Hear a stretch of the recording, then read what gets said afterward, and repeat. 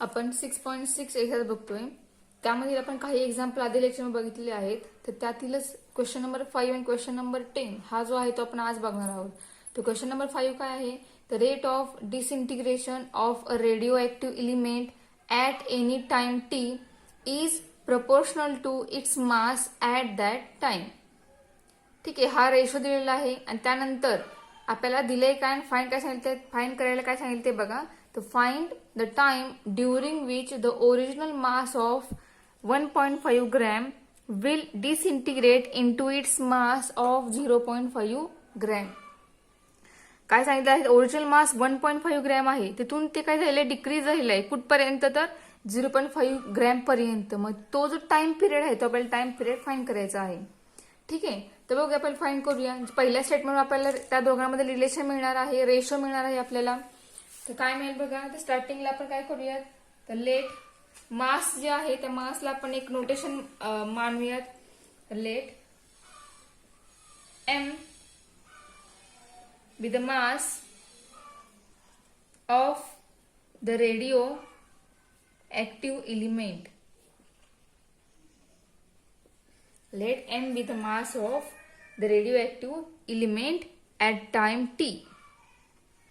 ठीक आहे, m म्हणजे आपले मास आहे प्रत्येक रेडिओएक्टिव्ह एलिमेंटचे. त्यानंतर त्यामधील जे डिसइंटिग्रेशन आहे, रेट ऑफ डिसइंटिग्रेशन, तो म्हणजे काय असणार आहे, तर dm/dt असणार आहे. So then the rate of डिसइंटिग्रेशन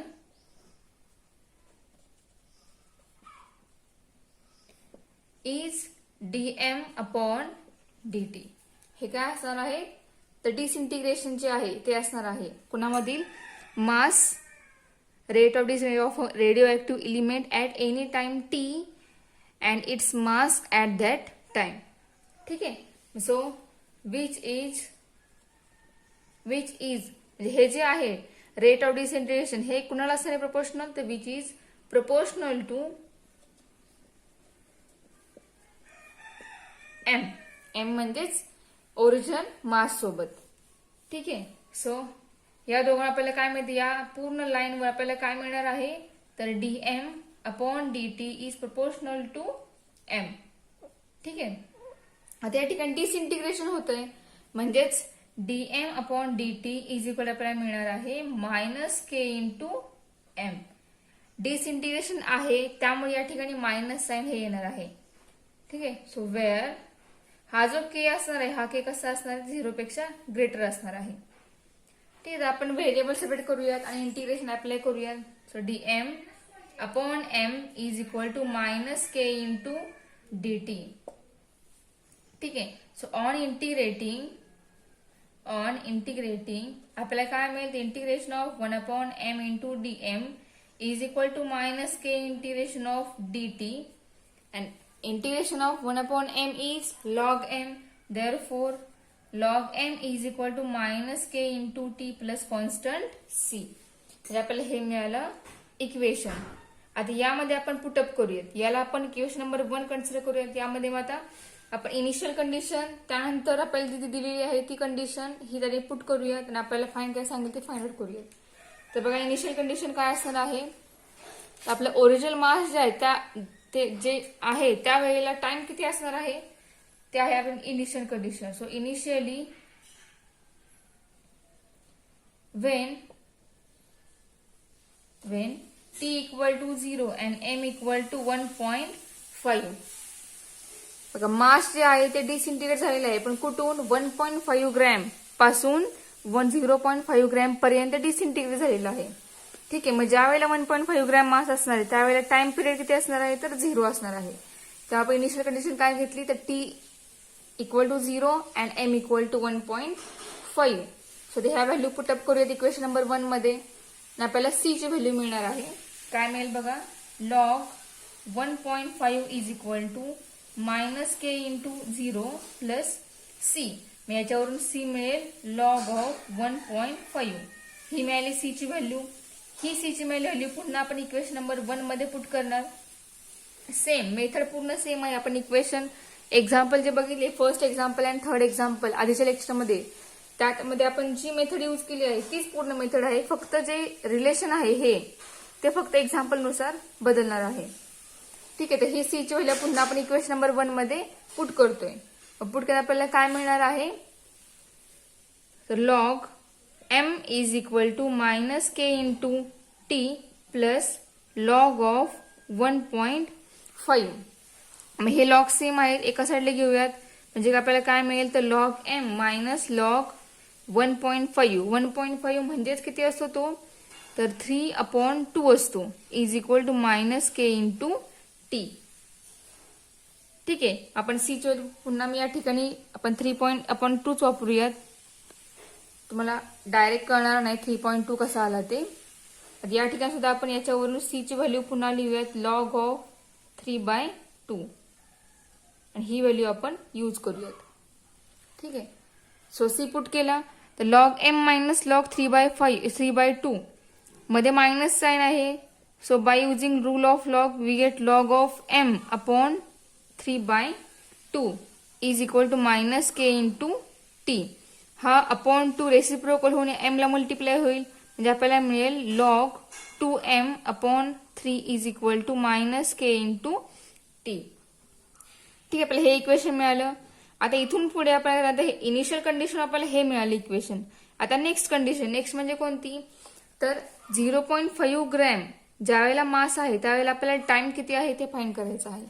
आता आपण जे विचारले ते फाइंड करूया. So when m is equal to 0.5 म्हणजेच किती असणार आहे, तर 1/2 असणार आहे. देन व्हॉट इज टाइम, तो फाइंड करायचा पहिला, तर पुट करूया व्हॅल्यू m ची कुठे, तर ह्या इक्वेशन मध्ये. So log of 2 into m, m means 1/2 upon 3 is equal to minus K into t. So 2 into 1/2, 2 हे कॅन्सल होतील, म्हणजे आपल्याला मिळेल log of 1/3 is equal to minus K into t. त्याच्यावर आपल्याला टी मिळेल, तर टी किती मिळणार आहे, आता हा जो 1/3 आहे हा 3 आपण जर न्यूमरेटरला घेतला तर टी 3 ची काय होईल, जो इंडेक्स आहे 3 तो काय होईल, निगेटिव्ह होईल. आता पॉझिटिव्ह आहे तो किती आहे, 1 आहे. ज्या वेळेला आपण हा 3 न्यूमरेटरला घेणार आहोत त्यावेळेला 3 चा इंडेक्स हा निगेटिव्ह होणार, म्हणजेच आपल्याला मिळेल log of 3⁻⁻1 is equal to minus K into t. तर 3 चा इंडेक्स -1 आहे, तर लॉगच्या रूल नुसार हा -1 हा काय होऊ शकतो, तर या लॉगला मल्टिप्लाय होऊ शकतो, म्हणजे हे होणार minus log 3 is equal to minus K into t. हे आपण लॉगचा रूल वापरून हे लिहिलेलं आहे. ठीक आहे, हा 3 चा जो इंडेक्स आहे हा मल्टिप्लाय होऊन मायनस लॉग 3 असं मिळतं, किंवा तुम्ही याच्यावरून हे सुद्धा लक्षात घेऊ शकता. ठीक आहे, मग आता हे मायनस साइन आणि इकडचं दोन्हीचं मायनस साइन काय होतील, एकमेकांना कॅन्सल होतील, आणि आपल्याला काय मिळेल, log 3 is equal to k into t हे इक्वेशन मिळेल. तर बघा आपल्याला टी फाइंड करायचं आहे. So log 3 is equal to k into t, this implies t. T काय मिळेल, तर 1/k इंटू लॉग ऑफ 3 ही मिळाली टी ची व्हॅल्यू. म्हणजे हे काय असणार आहे, हा टाइम असणार आहे. देअरफॉर त्याचा आन्सर आपण लिहूयात, द ओरिजिनल मास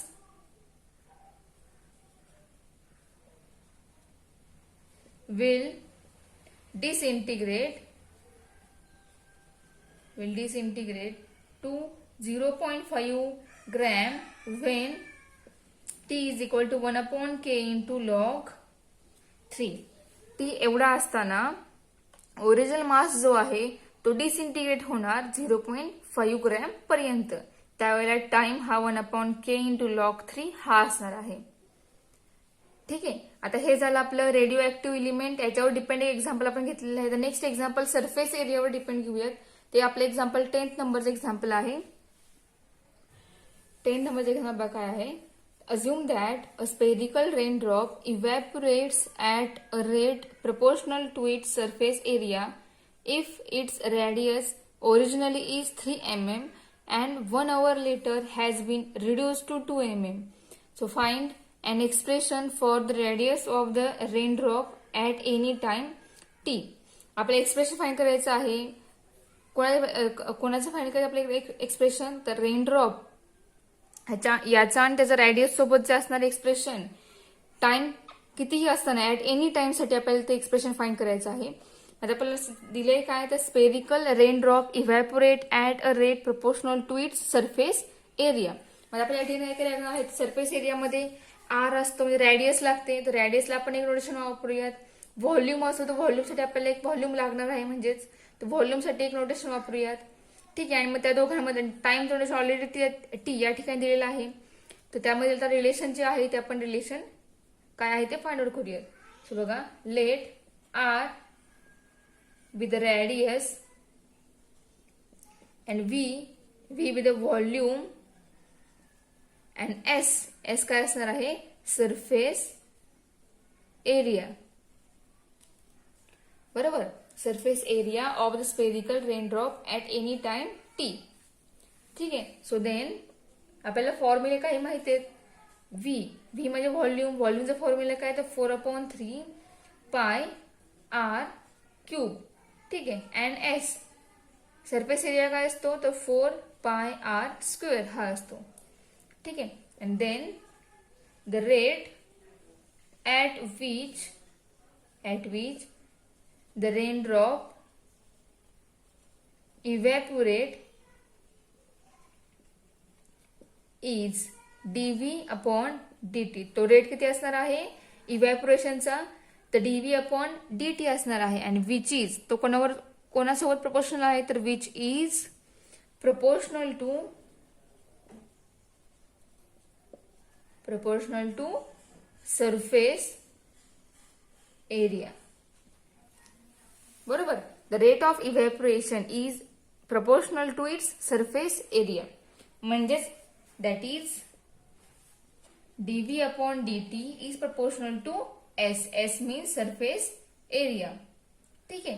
आता याच्या आपल्याला काय मिळेल तर dv/dt is equal to -k into s. बरोबर आहे. या ठिकाणी डिसइंटिग्रेशनच आहे, कारण जी रेडियस आहे ती रेडियस काय होते डिक्रीज होते. ज्यावेळेला डिक्रीज ज्यावेळेला होत असते रेडियस असेल ती किंवा मास असेल त्यावेळेला त्या ठिकाणी मायनस साइन येतं. त्यावरून आपण त्या ठिकाणी काय घेतलेलं आहे तर मायनस साइन घेतलेलं आहे.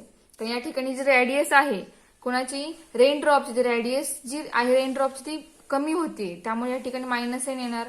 आता आपण व्हेरिएबल सेपरेट करूयात आणि त्यानंतर इंटिग्रेशन अप्लाय करूयात. ठीक आहे. पण dv/dt equal to -k into s आहे. एस म्हणजे सरफेस एरिया आहे आणि व्ही म्हणजे व्हॉल्यूम. इथे व्हॉल्यूमला डिफरन्शिएट केलेलं आहे आणि सरफेस एरिया तो सेपरेट एस आहे. ठीक आहे. म्हणजे आपण या ठिकाणी dv/dt फाइंड करावं लागेल. तो फाइंड केल्यानंतर या ठिकाणी पुट करावं लागेल आणि त्यानंतर आपल्याला समजेल की आपण व्हेरिएबल सेपरेबल फॉर्म कसा अप्लाय करायचं ते. ठीक आहे. मग याला आपण इक्वेशन नंबर 1 कन्सिडर करूयात आणि या व्हॉल्यूम वरून dv/dt फाइंड करूयात. तर बघा, नाव v is equal to 4/3 pi r cube and s equal to 4 pi r square. So that using volume v derivative find करायला काय मिळेल तर dv/dt is equal to 4 pi/3 into derivative of r. आता आपण या ठिकाणी डिफरन्शिएट करतोय with respect to t ने, त्यामुळे डेरिव्हेटिव्ह v चे ना dv/dt आणि r चे सुद्धा डेरिव्हेटिव्ह फाइंड होणार आहे, कारण पाय धरून 4/3 या पूर्ण टर्म कॉन्स्टंट आहे त्यामुळे ती आहे अशी राहणार. आणि r या r ला आपण विथ रिस्पेक्ट टू t ने डिफरन्शिएट करणार, त्यामुळे आपल्याला डेरिव्हेटिव्ह काय मिळेल तर 3 into r square into derivative of r. r सुद्धा त्याची डेरिव्हेटिव्ह काय होते ती फाइंड आउट होणार आहे, कारण विथ रिस्पेक्ट t ने डिफरन्शिएट करतोय. So derivative of r is dr/dt. ठीक आहे. 3 कॅन्सल होतील आणि आपल्याला dv/dt ची व्हॅल्यू मिळेल 4 पाय r स्क्वेअर इंटू dr/dt. ही मिळाली व्हॅल्यू dv/dt. ऑलरेडी आपल्याकडे s सरफेस एरिया तो आहे. आता या दोन व्हॅल्यू ही व्हॅल्यू आणि ही व्हॅल्यू आपण दोन्ही व्हॅल्यू काय करणार आहोत तर इक्वेशन नंबर 1 मध्ये पुट करणार. बघा आपल्याला काय मिळतंय. So therefore equation 1 become 4 pi r square into dr/dt is equal to -k into 4 pi r square. ठीक आहे. हे मिळाले, हे आपल्याला इक्वेशन मिळालं. या दोन्ही इक्वेशन मध्ये ही टर्म सेम आहे, बरोबर आहे. मग सेम आहे म्हणजे ही टर्म कॅन्सल होणार. सो ही टर्म कॅन्सल झाल्यानंतर आपल्याला काय मिळणार आहे, तर बघा आपल्याला मिळेल डी आर आहे इथे, dr upon dt is equal to minus K into minus k first लिहिलं, कारण ही टर्म या टर्मला कॅन्सल होईल आणि फक्त आपल्याला या ठिकाणी मायनस के मिळेल. ठीक आहे. मग आता आपण इथं व्हेरिएबल सेपरेट फॉर्म अप्लाय करू शकतो. या ठिकाणी व्हेरिएबल सेपरेट होतील. आता बघूयात आपल्याला इक्वेशन काय मिळते ते. तर बघा dr is equal to minus K into dt काय झाला, मल्टिप्लाय झाला केला. ठीक आहे. आता आपण या इक्वेशन इंटिग्रेट करू शकतो. So on integrating we get integration of dr minus k integration of dt. Integration of dr is r equal to minus k integration of dt is t plus constant c. आता हे मिळालं आपलं equation. तर या इक्वेशनला आपण ठीक आहे ह्यामध्ये आपल्या ज्या कंडिशन आहेत त्या पुटअप करूयात. स्टार्टिंगला काय करतो आपण, ज्यावेळेला आपल्याला रिलेशन मिळतं त्यानंतर आपण इनिशियल कंडिशन पुट करतो, त्यानंतर मग जे फाइंड करायचं आहे आणि दिलेलं आहे जे ते पुटअप करतो, बरोबर. तर बघा इनिशियली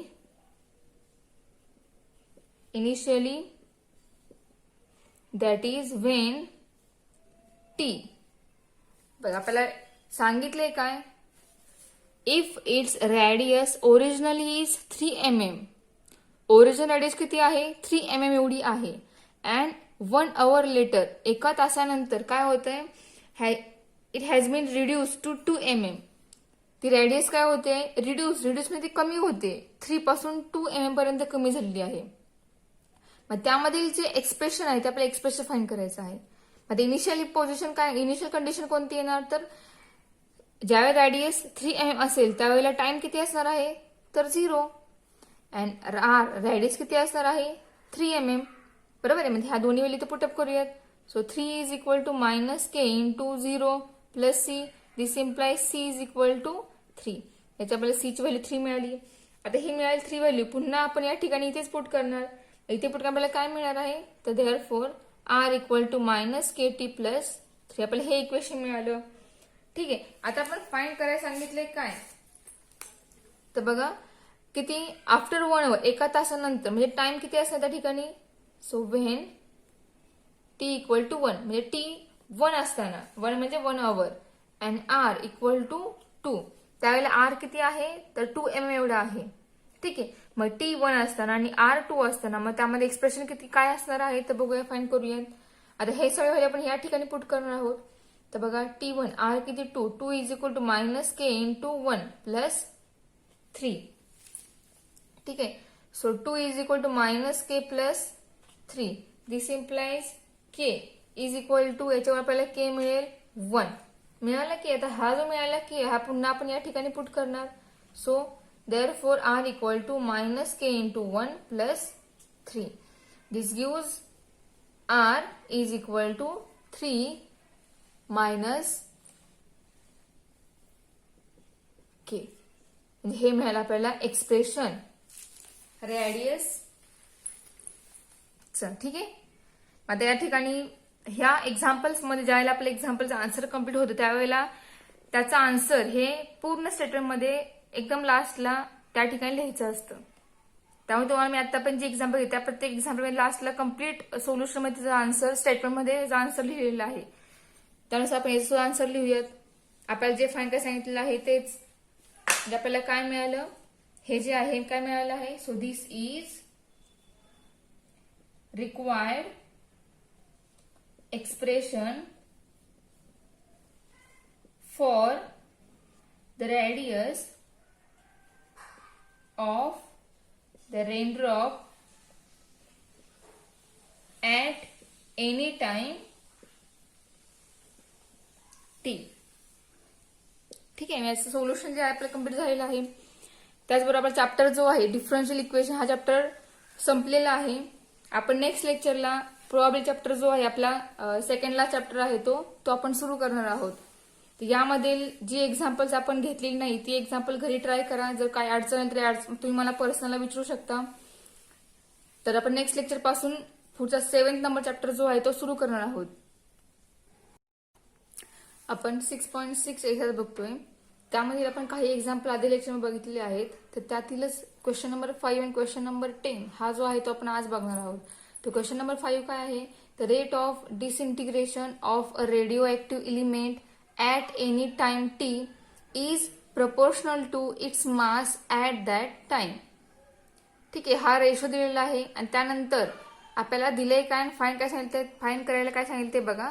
तर find the time during which the original mass of 1.5 gram will disintegrate into its mass of 0.5 gram.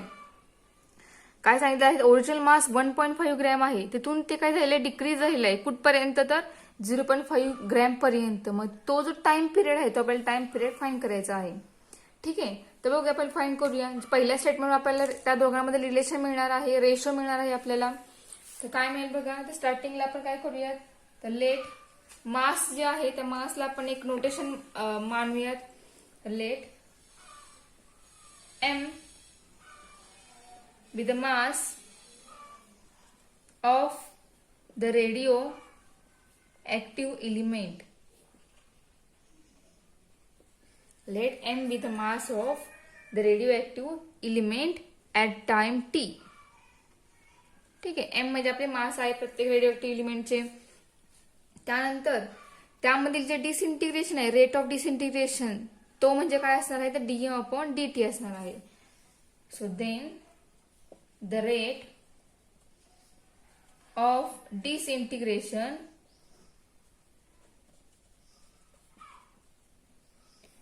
Is dm/dt. हे काय असणार आहे, तर डिसइंटिग्रेशन जे आहे ते असणार आहे कुणामधील, mass rate of disintegration of radioactive element at any time t and its mass at that time. ठीक आहे, सो विच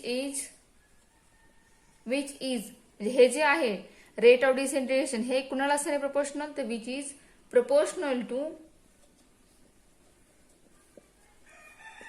m. म्हणजेच ओरिजिनल मास सोबत. ठीक आहे, सो या दोघांना आपल्याला काय माहिती, या पूर्ण लाईनवर आपल्याला काय मिळणार आहे, तर dm/dt is proportional to m.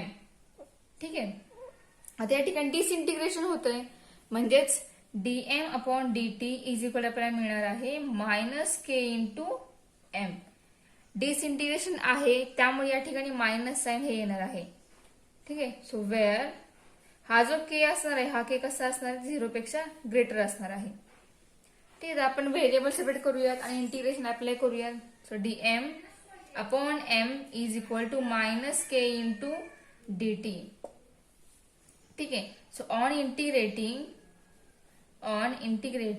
आपल्याला काय मिळेल, integration of 1/m into dm is equal to -k/dt and integration of 1/m is log m.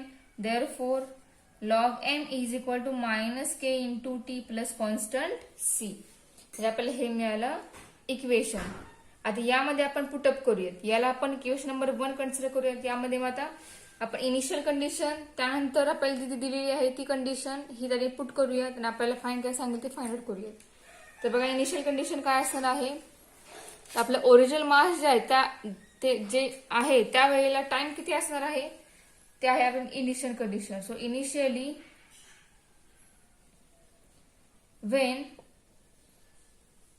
when t equal to 0 and m equal to 1.5. बघा मास जे आहे ते डिसइंटिग्रेट झालेलं आहे, पण कुठून, 1.5 ग्रॅम पासून 0.5 ग्रॅम पर्यंत डिसइंटिग्रेट झालेलं आहे. ठीक आहे, मग ज्या वेळेला 1.5 ग्रॅम मास असणार आहे त्यावेळेला टाइम पिरियड किती असणार आहे, तर 0 असणार आहे. तर आपण इनिशियल कंडिशन काय घेतली, तर t equal to 0 and m equal to 1.5. So ह्या व्हॅल्यू पुटअप करूयात इक्वेशन नंबर 1 मध्ये आणि आपल्याला c ची व्हॅल्यू मिळणार आहे.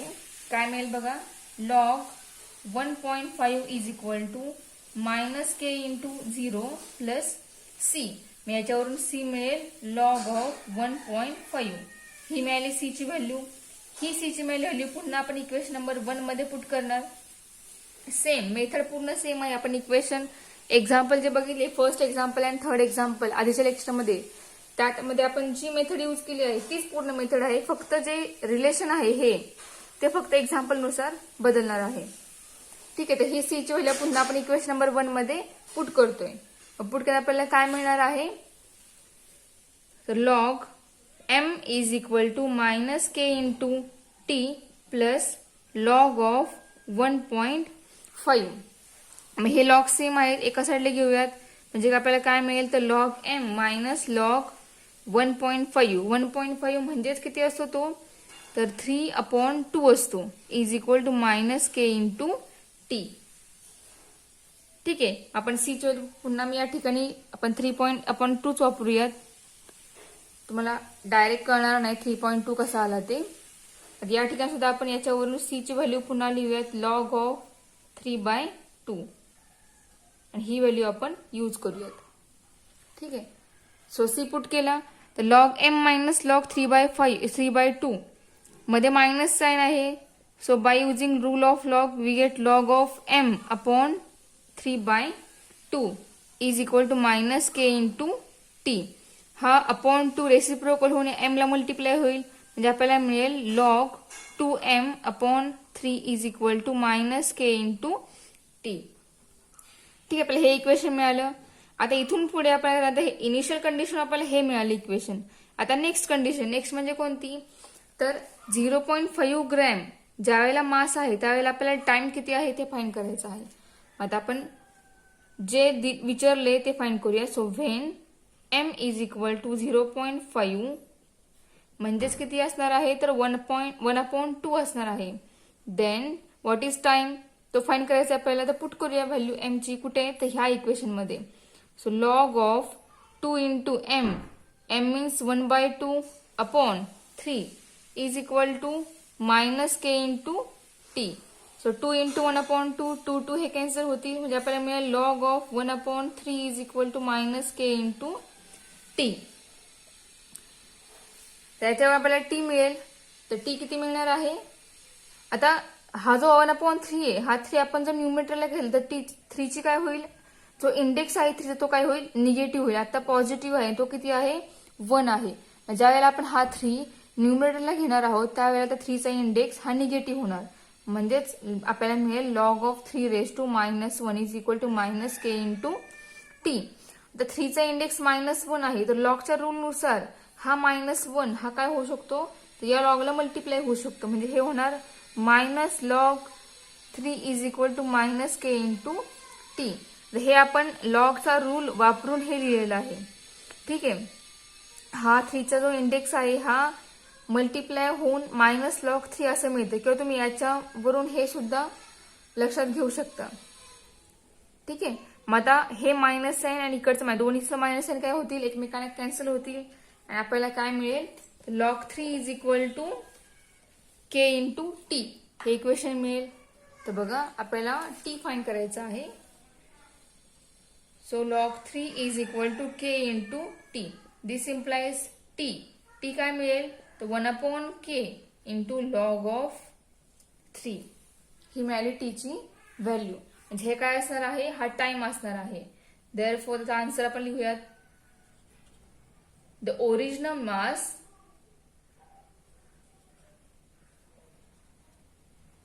will disintegrate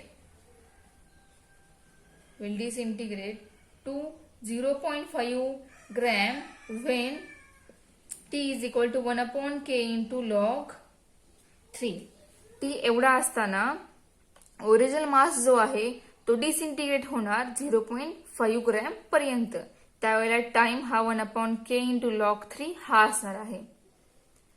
ठीक आहे. आता हे झालं आपलं रेडिओ ऍक्टिव्ह एलिमेंट, याच्यावर डिपेंड एक्झाम्पल आपण घेतलेलं आहे. तर नेक्स्ट एक्झाम्पल सरफेस एरियावर डिपेंड घेऊयात.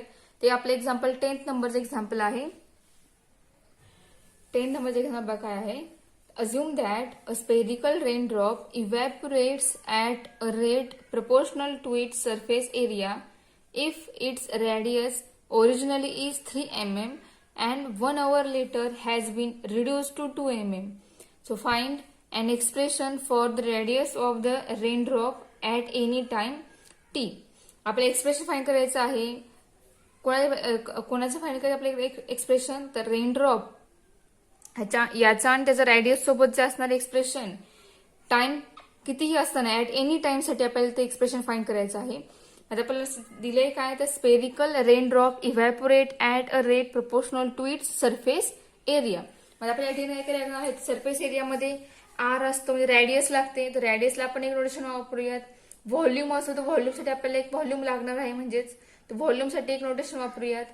ठीक आहे. आणि मग त्या दोघांमध्ये टाइम नोटेशन ऑलरेडी टी या ठिकाणी दिलेलं आहे, तर त्यामध्ये आता रिलेशन जे आहे ते आपण रिलेशन काय आहे ते फाइंड आउट करूयात.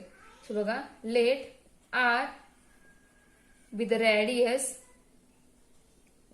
and v with the volume and s काय असणार आहे, सरफेस एरिया. बरोबर, surface area of the spherical raindrop at any time T. ठीक आहे. सो देन आपल्याला फॉर्म्युले काही माहिती आहेत. व्ही म्हणजे व्हॉल्यूम, व्हॉल्यूमचा फॉर्म्युला काय, तर 4/3 पाय आर क्यूब.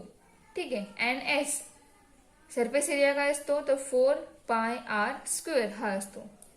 ठीक आहे. And then the rate at which the raindrop evaporate is dv/dt. तो रेट किती असणार आहे इव्हॅपोरेशनचा, तर dv/dt असणार आहे. आणि विच इज तो कोणासोबत प्रपोर्शनल आहे, तर which is proportional to surface area. बरोबर, the rate of evaporation is proportional to its surface area. म्हणजेच that is dv/dt is proportional to s. s means surface area. ठीक आहे. आता याच्या आपल्याला काय मिळेल, तर dv/dt is equal to -k into s. बरोबर आहे. या ठिकाणी डिसइंटिग्रेशनच आहे, कारण जी रेडियस आहे ती रेडियस काय होते, डिक्रीज होते. ज्यावेळेला डिक्रीज ज्या वेळेला होत असते, रेडियस असेल ते किंवा मास असेल, त्यावेळेला त्या ठिकाणी मायनस साइन येतं. त्यावरून आपण त्या ठिकाणी काय घेतलेलं आहे, तर मायनस साइन घेतलेलं आहे. तर या ठिकाणी जी रेडियस आहे कोणाची, रेनड्रॉपची रेडियस जी आहे रेनड्रॉपची ती कमी होते, त्यामुळे या ठिकाणी मायनस साइन येणार. आता आपण व्हेरिएबल सेपरेट करूयात आणि त्यानंतर इंटिग्रेशन अप्लाय करूयात.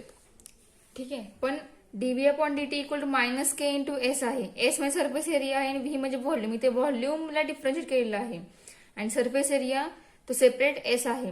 ठीक आहे. म्हणजे आपल्याला या ठिकाणी dv/dt फाइंड करावं लागेल. तो फाइंड केल्यानंतर या ठिकाणी पुट करावं लागेल आणि त्यानंतर आपल्याला समजेल की आपण व्हेरिएबल सेपरेबल फॉर्म कसा अप्लाय करायचं ते.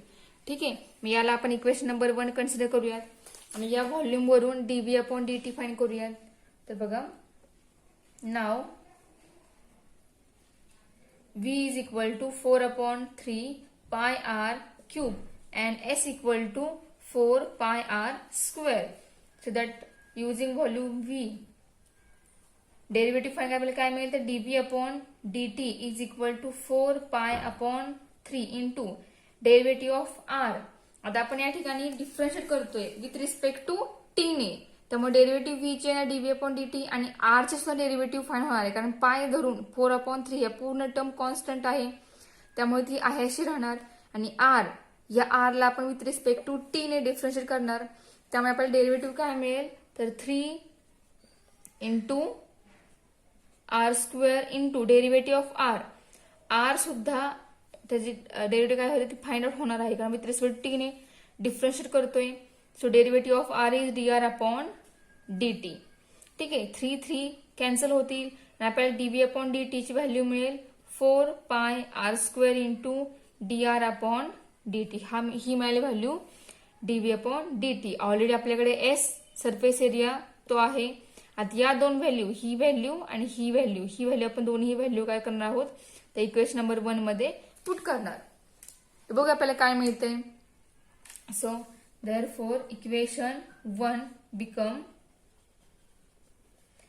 4 pi r² into dr/dt is equal to -k into 4 pi r². ठीक आहे, हे मिळाले, हे आपल्याला इक्वेशन मिळालं. दोन्ही इक्वेशन मध्ये ही टर्म सेम आहे, बरोबर आहे. मग सेम आहे म्हणजे ही टर्म कॅन्सल होणार.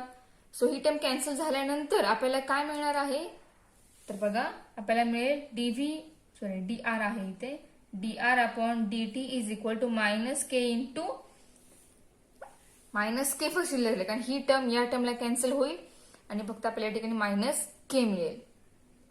ठीक आहे, मग आता आपण इथं व्हेरिएबल सेपरेट फॉर्म अप्लाय करू शकतो. या ठिकाणी व्हेरिएबल सेपरेट होतील. आता बघूयात आपल्याला इक्वेशन काय मिळते ते. तर बघा dr is equal to minus K into dt काय झाला, मल्टिप्लाय झाला केला. ठीक आहे, आता आपण या इक्वेशन इंटिग्रेट करू शकतो. So on integrating we get integration of dr minus k integration of dt. Integration of dr is r equal to minus k integration of dt is t plus constant c. आता हे मिळालं आपलं equation. तर या इक्वेशनला आपण ठीक आहे, ह्यामध्ये आपल्या ज्या कंडिशन आहेत त्या पुटअप करूयात. आता स्टार्टिंगला काय करतो आपण, ज्यावेळेला आपल्याला रिलेशन मिळतं त्यानंतर आपण इनिशियल कंडिशन पुट करतो, त्यानंतर मग जे फाइंड करायचं आहे आणि दिलेलं आहे जे ते पुटअप करतो, बरोबर. तर बघा initially that is when T, बघा आपल्याला सांगितलंय काय, if it's radius originally is 3 mm, original radius किती आहे 3 mm एवढी आहे, अँड 1 hour लेटर, एका तासानंतर काय होतंय, it has been reduce to 2 mm. ती रॅडियस काय होते, रिड्यूस म्हणजे कमी होते, 3 पासून 2 mm पर्यंत कमी झालेली आहे. मग त्यामधील जे एक्सप्रेशन आहे ते आपल्याला एक्सप्रेशन फाइंड करायचं आहे. मग इनिशियल पोझिशन काय, इनिशियल कंडिशन कोणती येणार, तर ज्यावेळेला रॅडियस 3 mm असेल त्यावेळेला टाइम किती असणार आहे, तर 0, अँड रॅडियस किती असणार आहे 3 mm, बरोबर आहे. म्हणजे ह्या दोन्ही वेळी तर पुटअप करूयात. So 3 is equal to minus K into 0 plus c, this implies c is equal to 3. याच्या आपल्याला सी ची व्हॅल्यू 3 मिळाली. आता ही मिळाली 3 व्हॅल्यू, पुन्हा आपण या ठिकाणी इथेच पुट करणार. इथे पुट आपल्याला काय मिळणार आहे, तर therefore r equal to minus k t plus 3, आपल्याला हे इक्वेशन मिळालं. ठीक आहे, आता आपण फाइंड करायला सांगितले काय, तर बघा किती, आफ्टर 1 hour, एका तासानंतर, म्हणजे टाइम किती असणार त्या ठिकाणी, so when t equal to 1, म्हणजे टी 1 असताना, 1 म्हणजे 1 hour, and r equal to 2, त्यावेळेला आर किती आहे, तर 2 mm एवढा आहे. ठीक आहे, मग टी 1 असताना आणि आर 2 असताना मग त्यामध्ये एक्सप्रेशन किती काय असणार आहे, तर बघूया, फाइंड करूयात. आता हे सगळे व्हॅल्यू आपण या ठिकाणी पुट करणार आहोत. तर बघा T1 आर किती 2 is equal to minus K into 1 plus 3. ठीक आहे, so 2 is equal to minus k plus 3, this implies k is equal to, याच्यावर आपल्याला के मिळेल 1, मिळाला की. आता हा जो मिळाला की हा पुन्हा आपण या ठिकाणी पुट करणार. So therefore r equal to minus K into 1 plus 3, this gives r is equal to 3 minus k, म्हणजे हे मिळालं आपल्याला एक्सप्रेशन रॅडियस. ठीक आहे, आता या ठिकाणी ह्या एक्झाम्पल्स मध्ये ज्यावेळेला आपल्या एक्झाम्पलचा आन्सर कम्प्लीट होतो त्यावेळेला त्याचा आन्सर हे पूर्ण स्टेटमेंट मध्ये एकदम लास्टला त्या ठिकाणी लिहायचं असतं. त्यामुळे तुम्हाला मी आता पण जे एक्झाम्पल घेते त्या प्रत्येक एक्झाम्पल लास्टला कम्प्लीट सोल्युशन मध्ये त्याचा आन्सर स्टेटमेंट मध्ये आन्सर लिहिलेला आहे. त्यानुसार आपण याचं आन्सर लिहूयात. आपल्याला जे फाइंड काय सांगितलेलं आहे तेच, आपल्याला काय मिळालं, हे जे आहे काय मिळालं आहे. So this is required expression for the radius of the raindrop at any time t. ठीक आहे, याचं सोल्युशन जे आहे आपलं कम्प्लीट झालेलं आहे. त्याचबरोबर चॅप्टर जो आहे डिफरन्शियल इक्वेशन हा चॅप्टर संपलेला आहे. आपण नेक्स्ट लेक्चरला प्रोबॅबिलिटी चॅप्टर जो आहे आपला सेकंड लास्ट चॅप्टर आहे तो आपण सुरू करणार आहोत. तर यामधील जी एक्झाम्पल्स आपण घेतलेली नाही ती एक्झाम्पल घरी ट्राय करा. जर काय अडचण आहे तर तुम्ही मला पर्सनलला विचारू शकता. तर आपण नेक्स्ट लेक्चर पासून पुढचा 7th नंबर चॅप्टर जो आहे तो सुरू करणार आहोत.